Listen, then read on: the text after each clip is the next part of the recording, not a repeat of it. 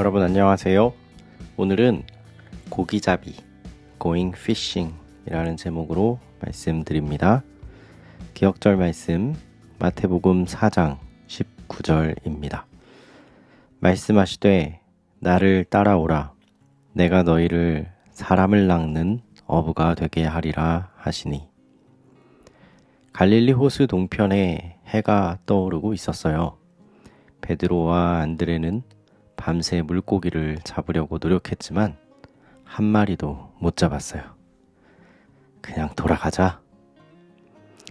갈릴리 호수는 어떤 곳일까요? 갈릴리 호수는 이스라엘에서 가장 큰 민물 호수입니다. 그리고 지구상에서 가장 낮은 호수이기도 하지요. 낮다라는 기준은 바다보다 낮은 곳에 위치해 있다는 것입니다.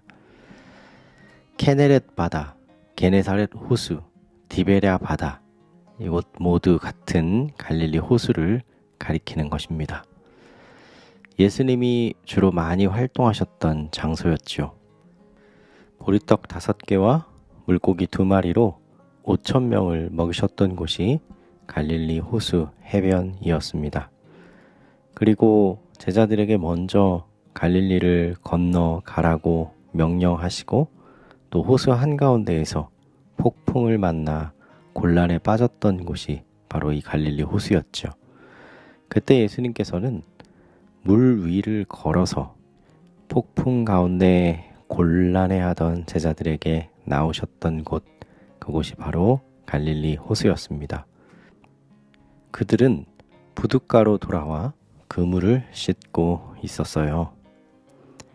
그때 많은 사람들이 예수님의 말씀을 듣기 위해 호숫가로 몰려들었고 예수님께서는 서 계실 곳이 없어 결국 베드로의 배 위로 오르셨어요.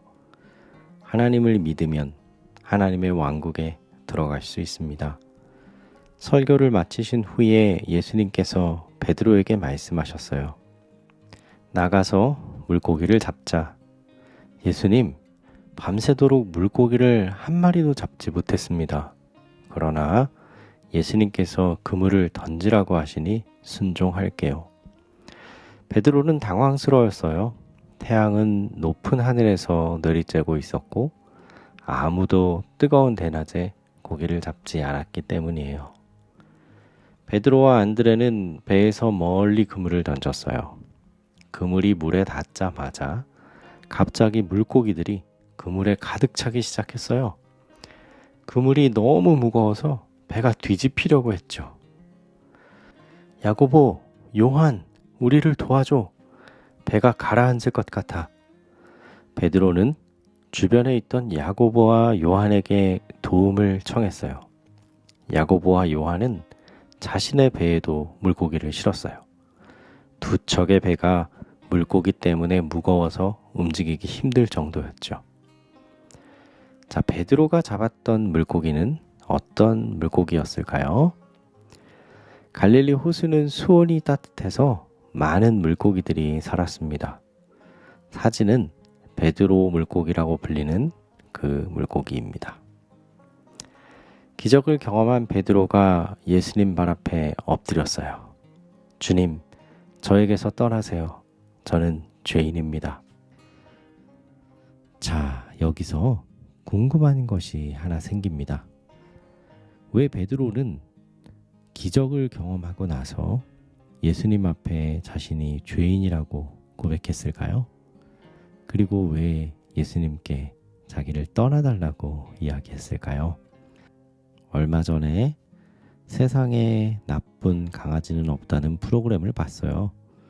거기에서 애견의 견주들이 훈련사를 만나게 되죠. 그러면 애견 견주들은 이렇게 얘기해요. 우리 강아지는 문제가 없다. 나도 최선을 다하고 있다.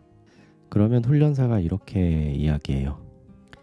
다른 사람이 우리 개에게 물려서 아파하고 있어도 문제가 없는 건가요?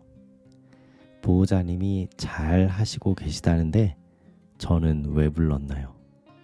이렇게 이야기하면 견주들은 하나같이 얼굴색이 변하면서 자신이 뭘 잘못했는지 깨닫게 되는 것 같았어요. 그들의 표정은 훈련사님, 이제 그만 떠나주세요 하는 표정으로 방송에 나오는 것을 봅니다. 마음 한편으로는 그런 말을 듣고 싶지도 않고 또 훈련사가 좀 떠나줬으면 좋겠다는 것이 진심이겠지요. 그러나 그들에게는 훈련사가 꼭 필요합니다. 왜냐하면 자신의 강아지가 잘 길들여져야 하기 때문이죠. 베드로도 그와 마찬가지가 아닐까 생각이 듭니다. 엄청난 기적을 보았을 때 베드로는 예수님 앞에 자신이 죄인이라는 것을 깨달았어요. 내가 물고기에 얼마나 욕심을 부렸는지, 하나님보다는 또 물고기와 또 나의 일을 얼마나 더 사랑했는지, 그리고 자신이 이제껏 고백했던 신앙, 그것도 잘못되었다는 것도 깨달았겠죠. 그래서 베드로의 속마음은 예수님, 저를 좀 떠나주세요. 그리고 그 마음이 입술로 표현됐을 겁니다. 그렇지만 베드로의 진심은 예수님, 저와 함께 하셔서 나의 이런 모습을 바꿔주세요 였겠죠. 그때 예수님께서 베드로의 입술에서 나온 대답이 아니라 그의 심중에 있는 질문에 대답하십니다. 두려워하지 말라. 너희가 나를 따라오면 사람을 낚는 어부가 될 것이다. 베드로, 안드레, 야고보, 요한은 그물을 버려두고 예수님을 따르기로 결심했어요. 그들은 모든 것을 버리고 예수님을 자신의 삶에서 가장 중요하게 여겼어요.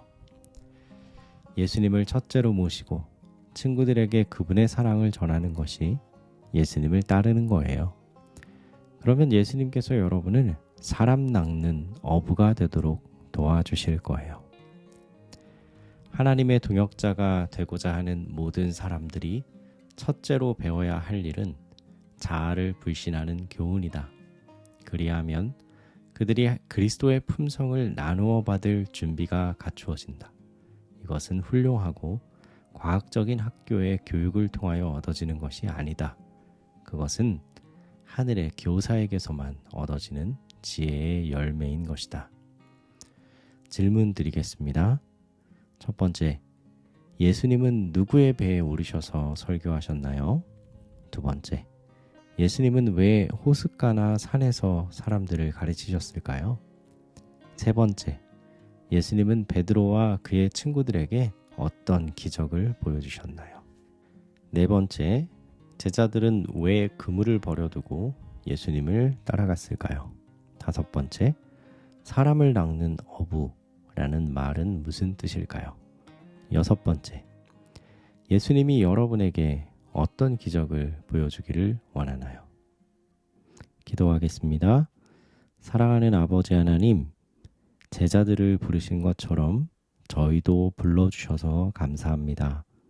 주님이 어디로 인도하시든지 따르는 사람이 되게 해주시고 세상의 물고기, 돈이나 명예나 세상이 주는 행복을 잡기보다는 하나님께서 주시는 행복, 예수님께서 주시는 기쁨이 우리의 삶의 첫째가 되게 하여 주옵소서. 사랑하는 예수님 이름으로 기도합니다. 아멘.